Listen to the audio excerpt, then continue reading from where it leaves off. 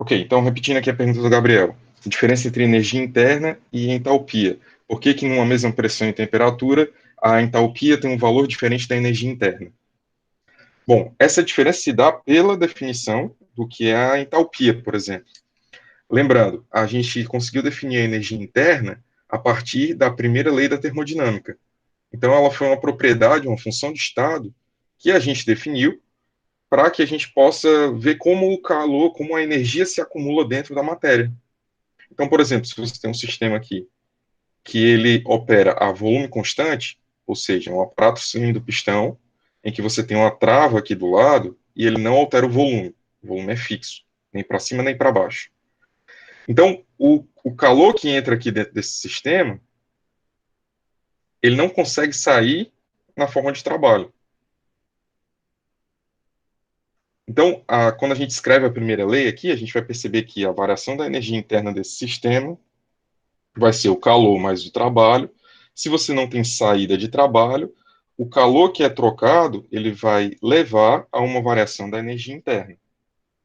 Essa energia interna, com a definição de CV, você percebe que ela se transforma em uma variação de temperatura, da temperatura T1 do sistema até a temperatura T2. Meu Deus, não estou apresentando.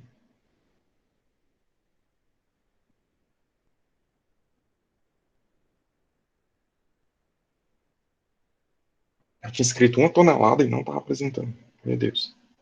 Vamos lá. Pronto. Tranquilo? Bom, mesmo sem o desenho, eu acho que vocês entenderam o que é a energia interna. O que que é a entalpia? A entalpia, pela própria definição do que a gente fez como entalpia, é justamente U mais PV. Então, observa que o valor de H ele difere do valor de U por esse produto PV, que é símbolo do trabalho de expansão-compressão de uma corrente entrando e saindo dentro de um sistema. Ok, professor? Não entendi nada. Vamos lá. A gente fez esse sistema aqui amorfo, né, uma coisa assim desconhecida. Você tem uma entrada de corrente aqui dentro dele, você tem uma saída. Para que essa corrente entre dentro do sistema, você precisa ter um diferencial de pressão. O que é esse diferencial de pressão? É justamente a pressão que vai te levar essa corrente desse sistema entrar aqui dentro dele. Isso quer dizer que, de alguma forma, você tem um produto PV como sendo a energia, trabalho energético entrando dentro do sistema. Não só a energia interna da corrente está entrando dentro do sistema, como também o produto PV, porque ela está forçando a entrada dentro do volume de controle. E é por isso que a gente definiu a entalpia. Então é por isso que a gente associa energia interna com o sistema fechado e a gente associa a entalpia com o sistema aberto. Justamente por causa dessas correntes entrando e saindo, e porque aqui a melhor maneira de você perceber a energia interna é na variação de temperatura de um processo de um sistema fechado a volume constante. Então, nas tabelas, se você for lá nas tabelas, é para quando você conseguir aqui pegar o valor de U, se você pegar a pressão e o volume específico ali, e as unidades estiverem todas corretas, você vai ter o valor de H, porque é a própria definição do que é o H. Ficou claro aí, Gabriel? Ficou sim, professor. Bom, tranquilo. Mais alguma Ah, dúvida? Diga lá. eu tenho outra dúvida também. Nas tabelas do Corex, eu vi que tem o ΔH de entalpia de líquido, o ΔH de entalpia de vapor e também tem o ΔH de líquido-vapor. Eu fiquei em dúvida, o que seria esse ΔH de líquido-vapor? Seria tipo transição da fase? Exatamente. Então você tem lá para cada propriedade, eu acho que você tem U do líquido, aí você tem U do vapor e você tem um ΔU líquido vapor. O que é o ΔU do líquido vapor? É o U do vapor menos o U do líquido. Só para ser bem rigoroso, deixa eu só consertar aqui isso aqui embaixo. É vapor do líquido, então menos a do vapor menos a do líquido. Ok? Então, é a diferença da entalpia de evaporação. Então, se você está aqui no estado de líquido saturado, você tem esse valor. Se você está aqui no estado de vapor saturado, você tem esse valor. Para você sair do líquido saturado para o vapor saturado, você tem que adicionar no sistema o ΔU do líquido vapor. Isso vale também para a entalpia, você tem uma entalpia do líquido, uma entalpia do vapor, e aí você tem um ΔH do líquido vapor. Aí você tem aqui U do vapor menos U do líquido, H do vapor menos H do líquido. Aí também da entropia, que é algo que a gente vai conversar sobre ela hoje, da mesma forma. Só para facilitar, para que você não tenha que subtrair um do outro toda vez que você queira saber qual é a energia que é necessária para poder você levar uma determinada massa, um determinado número de mols do líquido para o estado vapor. É justamente a entalpia de evaporação. Sucesso? Sucesso, professor. Show. Mais alguma pergunta, gente?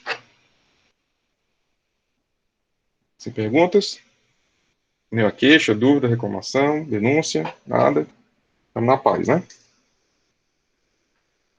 Ok, então, prosseguindo aqui na nossa matéria, a gente conseguiu falar muito agora sobre a primeira lei da termodinâmica, sobre as formas de trabalho, as formas de energia, as formas de calor, principalmente nas últimas duas aulas. Tem alguns pontos aí específicos que são repetitivos no Koretsky.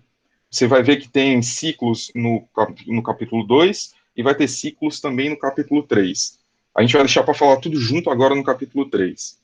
Tem alguns processos com gases ideais, aqueles processos adiabáticos, politrópicos, que a gente vai falar tudo junto agora em entropia, para que a gente possa ver de uma vez só, para não ficar repetitivo. E aí a gente vai poder se concentrar em fazer mais exercícios com essa nova equação de balanço que a gente vai fazer hoje. Tudo bem?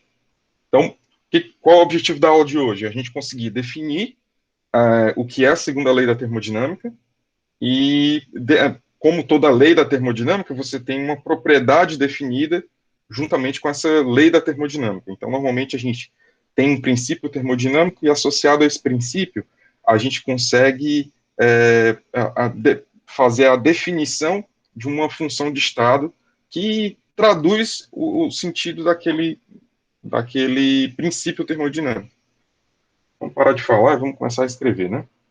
Então, uma coisa importante aqui nessa parte, e aqui eu estou iniciando o capítulo 3 do Koretsky, tá?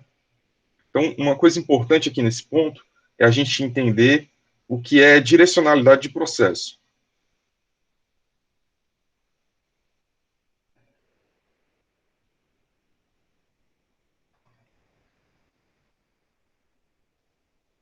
O que é direcionalidade de processo?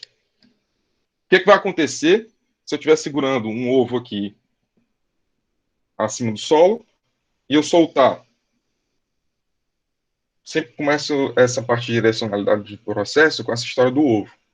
O que vai acontecer, o que você sabe que vai acontecer, é que o ovo vai cair no chão, a casca do ovo vai se quebrar e o ovo vai se espalhar pelo solo. Você nunca viu, né? Nunca viu naturalmente acontecer de um ovo quebrado no chão, entrar de volta para dentro da casca, a casca se montar de volta e subir para a mão de ninguém. Você nunca viu o processo reverso da quebra do ovo acontecer. Então, existe uma direcionalidade, ou seja, existe uma direção na qual os processos ocorrem. E é isso que é importante para você entender durante todo esse capítulo 3, durante toda essa parte que a gente está falando de entropia. Então, essa direcionalidade de processo é entender que as coisas acontecem em um determinado sentido. Se você for uma pessoa pessimista, você vai dizer, professor, tudo vai acontecer para que eu me arrebente, para que eu me dê mal. Não é bem assim. Você pode até pensar que é dessa forma, mas não é, certo? Vai dar certo.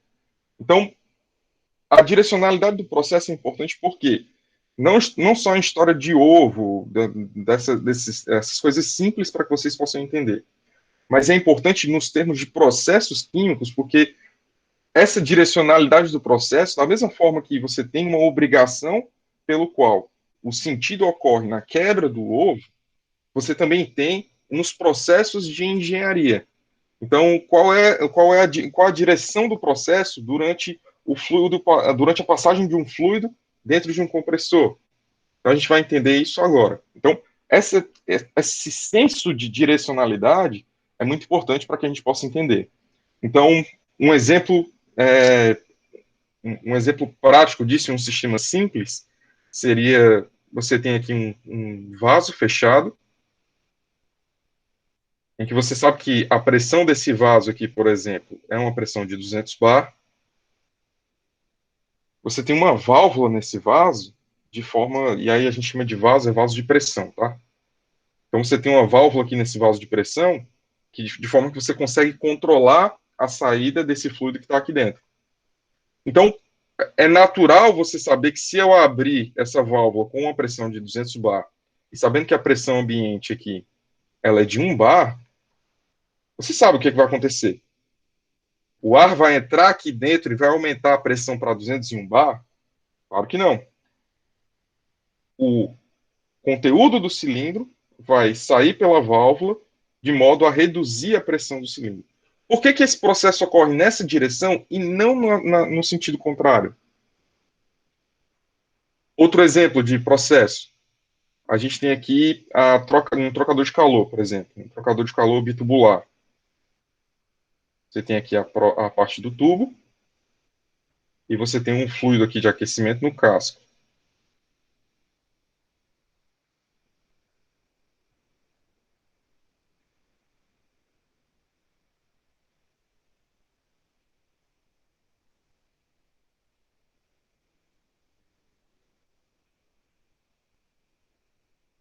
Então, o fluido do casco é o fluido aquecido, ele tem maior temperatura do que o fluido que está entrando. Esse sistema está operando aproximadamente em contracorrente. Então, a intenção é, você sabe, é meio que intuitivo você saber que o calor vai estar fluindo aqui do sistema, do fluido quente para o fluido frio. Então, o calor está saindo do fluido quente e está indo para o fluido frio. Por que, que não acontece o contrário? Por que, que calor não flui do fluido frio para o fluido quente?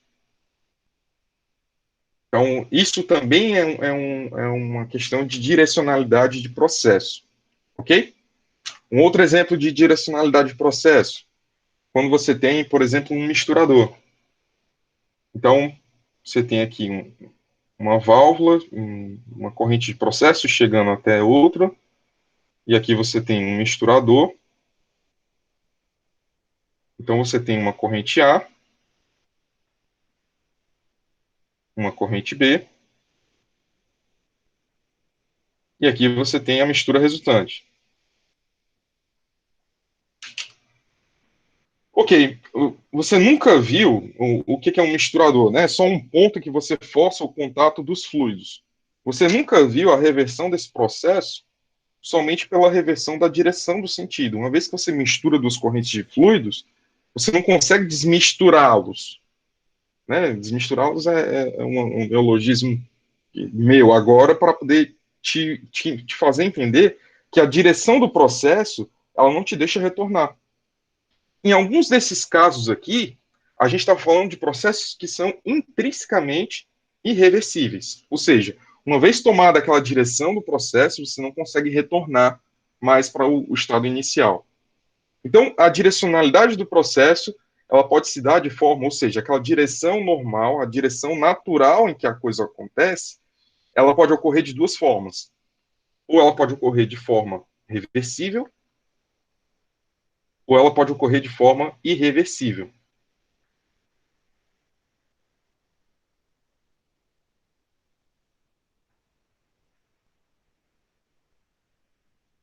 Tudo bem? Bom, é aqui que a gente começa a tentar definir o que é a propriedade que nos vai ajudar a entender a segunda lei da termodinâmica.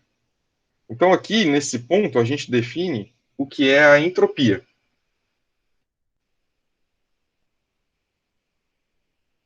Tem duas formas de você observar a entropia. A entropia do ponto de vista microscópico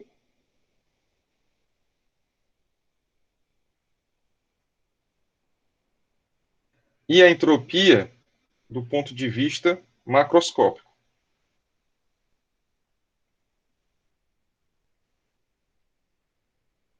Do ponto de vista microscópico, ou seja, do ponto de vista molecular, né? Então, você olhando para dentro das moléculas, do comportamento delas, a entropia é uma medida de desordem do sistema.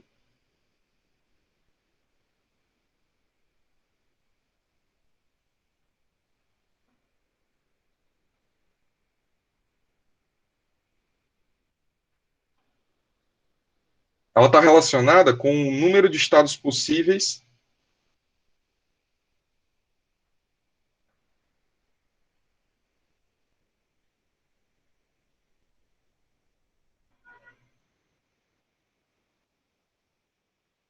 de um determinado sistema.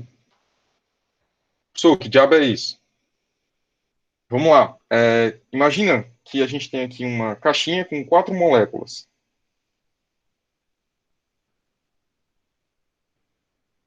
A gente tem 3 moléculas azuis e a gente tem uma molécula vermelha.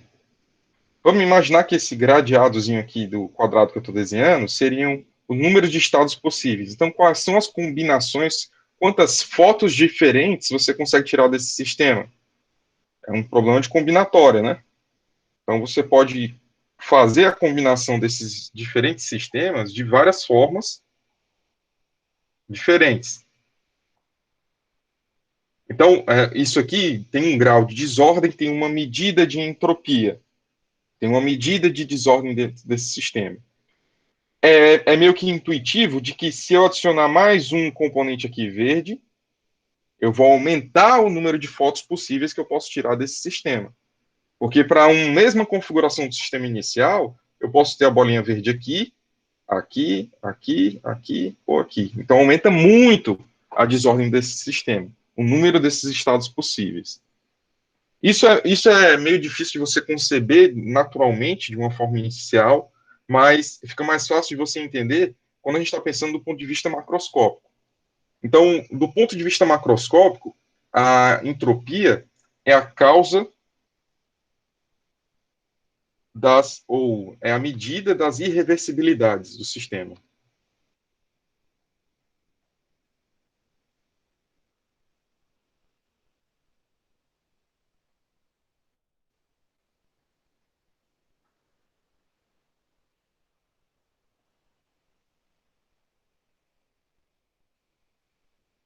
Então, ela é a medida das irreversibilidades de um determinado sistema. Tudo que tem de irreversível dentro de qualquer sistema, isso pode ser medido através da entropia.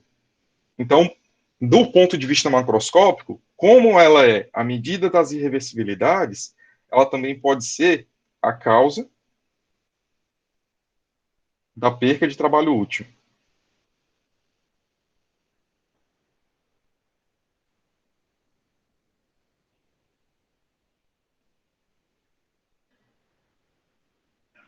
Ok? Vamos ver um exemplo do que são irreversibilidades dentro de um processo macroscópico.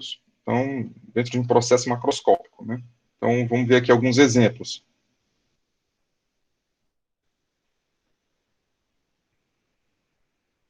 Então, o primeiro exemplo é se a gente tiver o fluido, um fluxo, um escoamento de fluido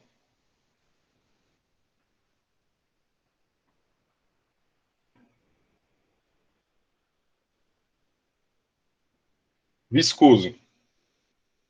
O que é um escoamento de fluido viscoso? Vocês estão fazendo FT1 agora, provavelmente, então vocês devem saber que sempre que você tem um fluido viscoso, você tem dois tipos de escoamento, inicialmente, que você pode definir. O escoamento viscoso e o escoamento invíscico.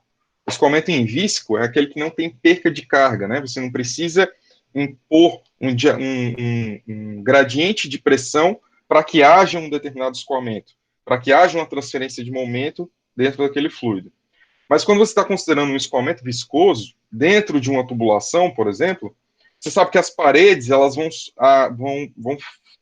ter uma ação de arraste dentro do fluido.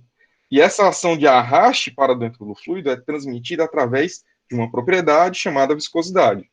Então você tem lá a equação, me esqueci o nome do indivíduo agora, mas é a equação de tensão, que é igual à viscosidade, que multiplica aquela taxa de variação da velocidade com a distância, né, com o cisalhamento que está ocorrendo ali dentro do sistema. Então, isso aqui seria um exemplo de um processo irreversível. Por que ele é irreversível? Porque é aquela história de você estar arrastando suas mãos. Se o fluido está se arrastando em um determinado sentido, você perdeu energia por atrito. Ah, não, vamos supor que o sistema é reversível, então você vai ocasionar um retorno daquele fluido no sentido contrário. Ao invés de você ter desfeito o atrito, você, na verdade, gerou outra quantidade de atrito de valor igual. Então, sempre que a gente fala de presença de atrito dentro de um determinado sistema, isso leva a uma irreversibilidade. No caso aqui, a gente está transformando esse nome atrito para escoamento de fluido viscoso. Tudo bem? Então, um outro exemplo de um processo irreversível seria um escoamento de fluido em tampão poroso.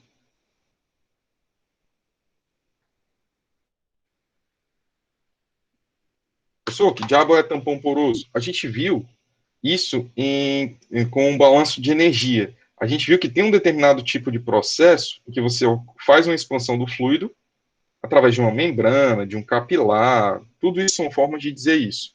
Mas que o balanço de energia desse sistema é te dizer que a entalpia da entrada ela é igual à entalpia da saída. Ou seja, dentro de um processo isoentálpico. O que acontece com a entalpia desse processo? Ela permanece constante, mas a pressão e a temperatura desse sistema, elas mudam de maneira não diferencial.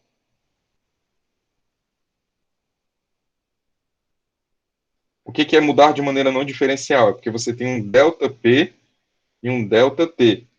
Você não tem um dP, dt. Você sabe que o diferencialzinho de P é uma variação infinitesimal. Aqui é uma variação infinitesimal de temperatura, mas na verdade você tem uma variação que ela é não infinitesimal, não diferencial. Ok? Tranquilo. Então, segundo exemplo de processo em que você tem irreversibilidades. Você tem aqui escoamento de fluidos. Eu não vou escrever mais escoamento, porque senão vai acabar o espaço aqui, tá? Um outro exemplo é quando você tem onda de choque.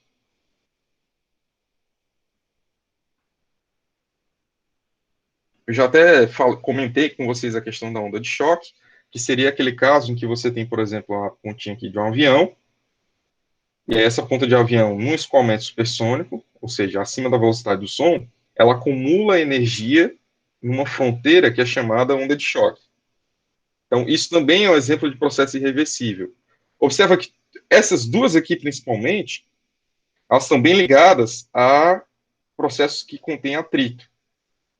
Essa daqui, ela está mais ligada com o fato de você estar operando em diferenciais não infinitesimais. Então, você não tem como reverter o sistema imediatamente, porque você está variando até mesmo as propriedades dele em quantidades que são maiores do que um diferencial, maior do que uma coisa infinitesimal.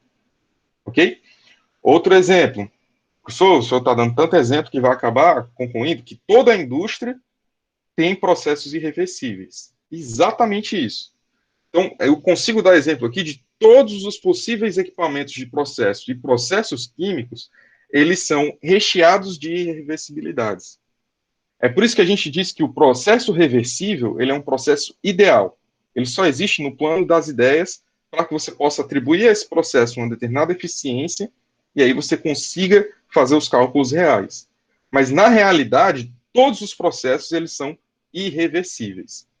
E aí, uma forma da gente dizer isso agora com as definições de entropia é você dizer que os processos irreversíveis, eles são aqueles que ocorrem efetivamente na realidade. E aí, se eles ocorrem efetivamente na realidade, eles são carregados de uma geração de entropia. Então, processos reversíveis são aqueles que geram entropia. Processos reversíveis são aqueles que não geram entropia. É esse o objetivo do capítulo de hoje, ok? Então, se eu puder acumular todos esses exemplos e todas essas informações numa equação simples, essa equação seria mais ou menos assim. Não é bem uma equação, né? É como se fosse uma frase matemática, né? Então, você tem aqui processos irreversíveis,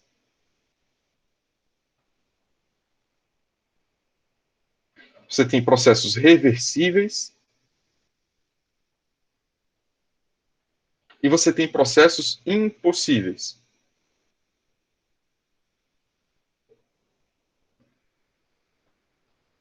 Processos irreversíveis são todos aqueles processos em que a geração de entropia ela é maior do que zero. Processos reversíveis são todos aqueles em que a geração de entropia é igual a zero. E processos impossíveis são todos aqueles processos em que a geração de entropia ela é menor do que zero. Vou explicar, ok? Se a geração de entropia, se a entropia é a medida de um processo irreversível, o quão irreversível é um determinado processo, então a gente define a entropia de forma que, quando você tem um processo irreversível, você tem um valor de entropia que identifica aquele determinado processo. Quando o processo é reversível, isso quer dizer que ele ocorre de maneira que a geração de entropia é igual a zero. A gente vai conseguir fazer um balanço de entropia e mostrar isso para processos reversíveis, tá? Quando a gente está definindo, então, processos impossíveis, ou seja, o que é um processo impossível? O ovo voltar para dentro da casca, a casca se juntar e subir para minha mão de volta. Isso é um processo impossível. Um processo impossível é também você dizer que o processo ele ocorre no sentido contrário.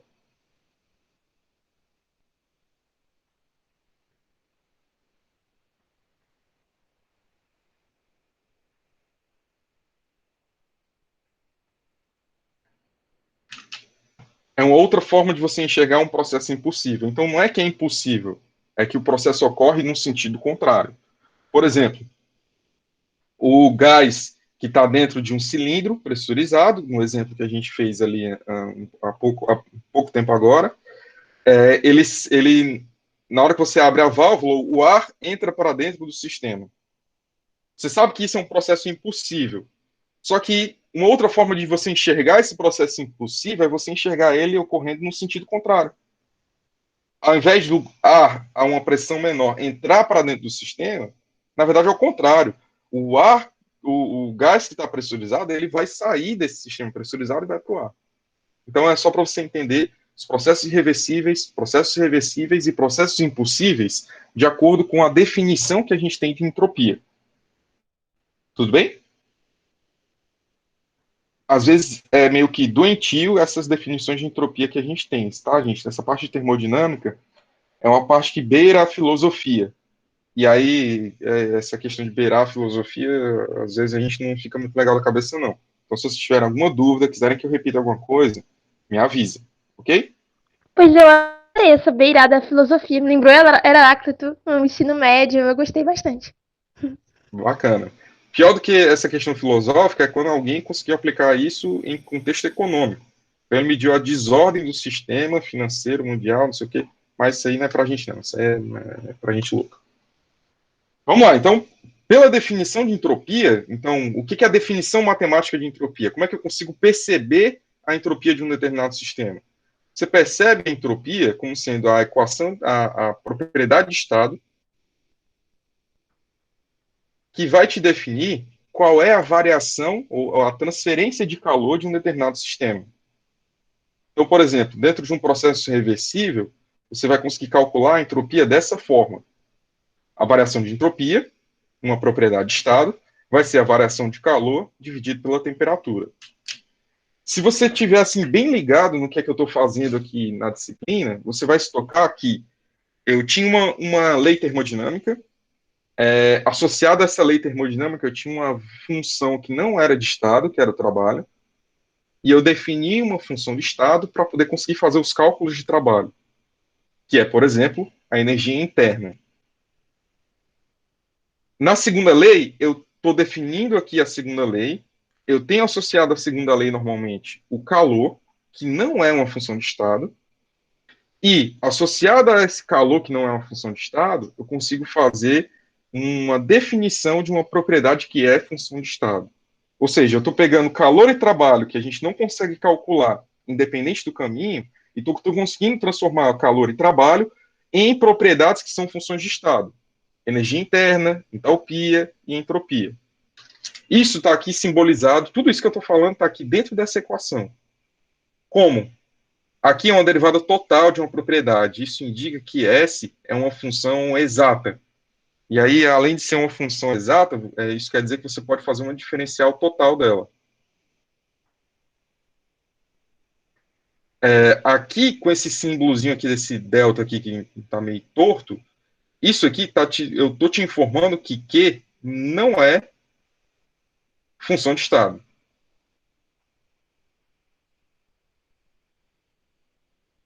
Esse deltazinho aqui, ele é o mesmo símbolo de diferencial. Eu estou diferenciando, é uma quantidade infinitesimal de calor trocada.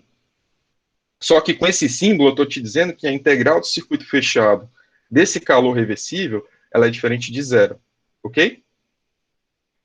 Sucesso. Então, depois desse trauma de cálculo vetorial aí, a gente vai adicionar, então, as informações que a gente precisa para que a gente possa começar a fazer balanços de entropia. E aí depois a gente vai chegar nos enunciados da segunda lei da termodinâmica. Na verdade, o enunciado da segunda lei da termodinâmica já está aqui. E aí uma das formas de você ver o enunciado, né, é através de um dos enunciados de Clausius, que calor não flui da fonte fria para a fonte quente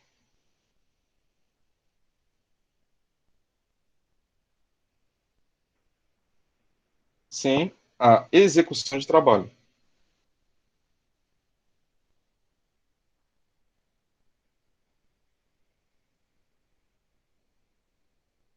Isso aqui eu vou chamar de enunciado 1. Só para a gente entender o que é esse enunciado 1. Vamos chamar isso aqui de fonte fria. Então, eu tenho aqui uma fonte, um sumidouro de calor e uma fonte de calor. Obviamente, como as cores aqui já estão indicando, a temperatura da fonte quente aqui, ela é maior do que a temperatura da fonte fria. O que o enunciado de Clausius está te falando é que não tem como você transferir calor da fonte fria para a fonte quente, sendo esse o único efeito. Ou seja, não tem como você só transferir calor da fonte fria para a fonte quente. Isso seria uma negação da lei zero da termodinâmica, que é o quê? O calor flui da fonte quente para a fonte fria. Tudo bem? Aí quem for muito esperto vai dizer, professor, eu estou no ar-condicionado. No ar-condicionado, ele está me fazendo entender que ele está pegando calor de dentro do meu quarto, que está a 20 graus, e está jogando para a nossa queridíssima Fortaleza a 40. Então ele está removendo calor de uma fonte fria e está jogando para uma fonte quente. Exatamente. Só que para isso, ele está fazendo uso da execução de trabalho. Trabalho de que forma? Se você vê, o ar-condicionado ele precisa de energia elétrica, e muita, para poder operar. Então, para que você possa fazer um processo que é impossível, você precisa de execução de trabalho. Voltando, por exemplo, do ovo. Então, no exemplo do ovo, o ovo quebrou, derramou, e aí não é natural você ver ele se juntando e voltando para a mão de ninguém. Mas se você for parar para pensar, vai dar muito trabalho. Mas você pode juntar o ovo todinho, pegar a casquinha, colar cada uma delas, juntar todos de volta e levar para sua mão de volta. É um exemplo infantil, mas ele traduz efetivamente o que é um dos enunciados da segunda lei, de que você não pode ter essa reversão de um processo natural sem a execução de um trabalho. É justamente essa frase. Você não tem a reversão de um processo natural sem a execução de trabalho. Qual é o processo natural aqui? É a transferência de calor do fluido quente para o fluido frio. O que você consegue fazer para reverter esse processo natural? Execução de trabalho. Tudo bem? Uma outra forma de você ver esses enunciados da segunda lei.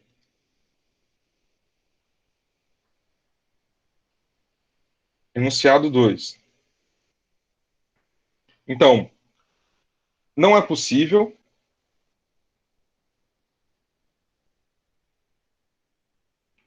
a completa conversão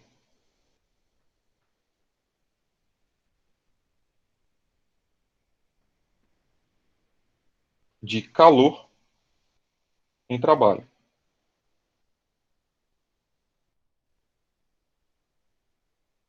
De novo, no nosso desenhozinho aqui de sumidouros de calor, dessas coisas. Então, você tem aqui a fonte fria, você tem a fonte quente. Tá, pessoal, não vou querer fazer nada impossível. Eu vou querer pegar aqui a energia de uma fonte quente, eu vou querer pegar essa energia e vou transformar em trabalho. Só que eu sou uma pessoa exigente, eu quero que ela tenha 100% de conversão. Eu quero que todo o calor aqui que está sendo removido da fonte quente seja transformado em trabalho. A segunda lei da termodinâmica está dizendo que não é possível. Isso é aproximadamente a dizer que máquinas térmicas, ou seja, aquilo que você gera de calor e tenta transformar em trabalho, isso é impossível de você ter uma completa conversão. Não existem máquinas térmicas que funcionam com 100% de eficiência. Você tem uma eficiência máxima. E essa eficiência máxima é chamada de eficiência de Carnot. A máquina térmica de Carnot é a máquina térmica de maior eficiência que possa existir. Ok? Tranquilo. Então, vamos lá, prosseguindo mais um pouquinho aqui. Eu sei que é muita informação junta ao mesmo tempo e agora. Mas é interessante a gente começar a pensar em balanço de entropia. Então, você consegue fazer balanço de entropia. Só que a entropia ela tem um quê a mais, sabe? Enquanto que você tinha a energia interna, ou seja, o calor como sendo uma propriedade conservativa, ou seja, você não consegue destruir energia, a entropia você consegue gerar. Então, você consegue gerar e consumir entropia do nada. É claro que se você tiver no balanço total, e essa medida desse balanço total, ela vai poder te falar se você está medindo ali um processo que é real ou não. Mas você consegue gerar e consumir entropia. E isso faz com que você não tenha um balanço conservativo, mas um balanço de inexatidão. Que diabo é isso, professor? Calma, vou escrever, vou falar. Fique tranquilo. Então, se a gente estiver pensando aqui dentro de um sistema, muito similarmente ao que a gente fez com o balanço de energia para um sistema aberto, então vou escrever isso daqui para o sistema aberto. E aí a gente tem aqui o que é o balanço de entropia. dSdt, que vai ser o somatório de mk, sk, mais q ponto t, mais S gerado. O que é cada um desses termos nesse balanço de entropia? Esse termo aqui você sabe que é o termo de acúmulo no volume de controle. Esse termo aqui é devido às correntes.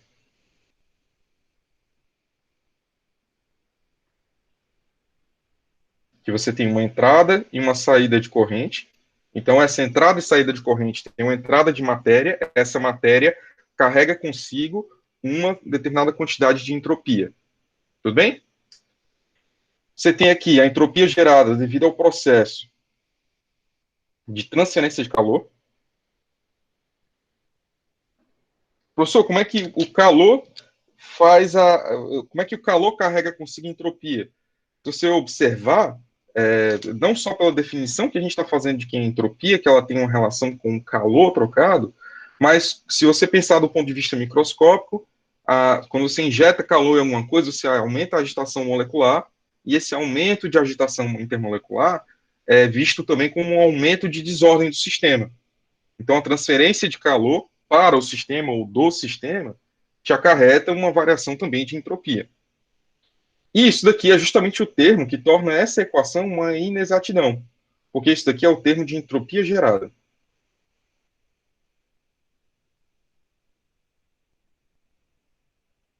Professor, mas você já não está percebendo a entropia que está sendo gerada pela diferencial em relação ao tempo?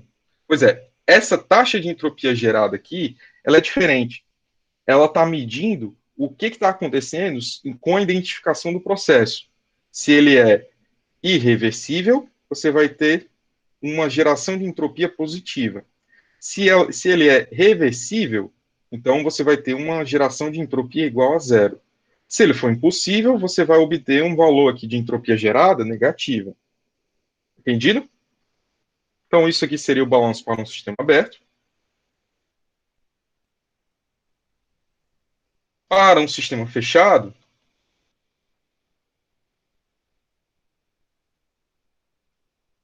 basta a gente esquecer esse termo de corrente entrando e saindo. E aí a gente vai passar aqui a ter ds dt, que vai ser igual a Q ponto sobre T, mais a entropia gerada. Ou seja, se você não tem entrada e saída de massa, você vai ter um determinado acúmulo, uma taxa devida à transferência de calor e uma entropia gerada. Como vocês podem perceber, a segunda lei da termodinâmica, ela traz uma propriedade que é uma função de estado para a definição dela, para você fazer essa medida dela, assim como a gente definiu, e aí isso a gente chama de relações fundamentais, tanto o balanço de energia quanto o balanço de entropia. E a bondade desse balanço de entropia é que ele é mais uma equação de processo.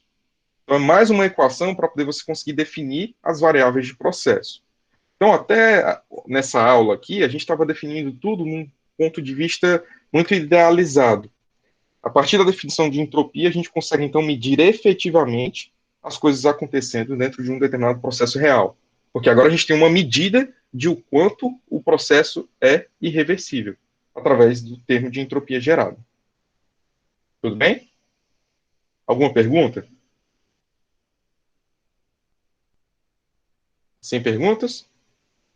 Bom, o que a gente tem aqui nessa parte da aula é tudo que a gente está vendo dos capítulos dos pontos 3.1 até mais ou menos o 3.3, com algumas pontinhas soltas para quando a gente for fazer exercício. Então, a gente vai reforçar na próxima aula esses enunciados. A gente ainda tem o que trabalhar, principalmente quando a gente está falando dos calores, né? Então, a gente não fez exercício sobre calor latente sensível de reações. A gente vai ter uma lista específica sobre isso, enquanto a gente vai construindo esse conhecimento aqui de entropia até chegar num ponto de exercícios disso também. Tá bom? Qualquer dúvida, eu estou à disposição de vocês. Vocês me avisem, tá? Valeu, gente. Então, bom final de semana para vocês. Até terça-feira. Professor, só uma pergunta. Diga lá. Sobre o formulário que o senhor passou, as questões e tal, o senhor pretende mandar algum tipo de gabarito ou resolver com a gente? Ou... Só se vocês tiverem dúvidas. Ah, Se vocês precisarem de alguma dúvida, tiver alguma dúvida, alguma coisa assim, aí eu paro para poder dar uma olhada com vocês nos exercícios que tiverem aí pendentes. entendi. Tá rolando alguma dúvida aí? Na verdade, eu confesso que eu não consegui fazer bem as questões, mas eu posso perguntar no grupo mesmo. Pronto, vai perguntando lá, o pessoal vai se ajudando. E sempre que vocês estiverem assim, professor, não estou seguro, manda o que tiver, que quando for corrigir, isso vai valer pontuação. Não deixa de mandar a lista, porque não conseguiu chegar numa resposta final, tá? Isso é uma forma de eu medir a dificuldade que vocês estão tendo também, tá? Tá certo. Tá bom. Valeu aí. Valeu, gente. Até mais. Bom final de semana para vocês. Bom fim de semana. Tchau, valeu.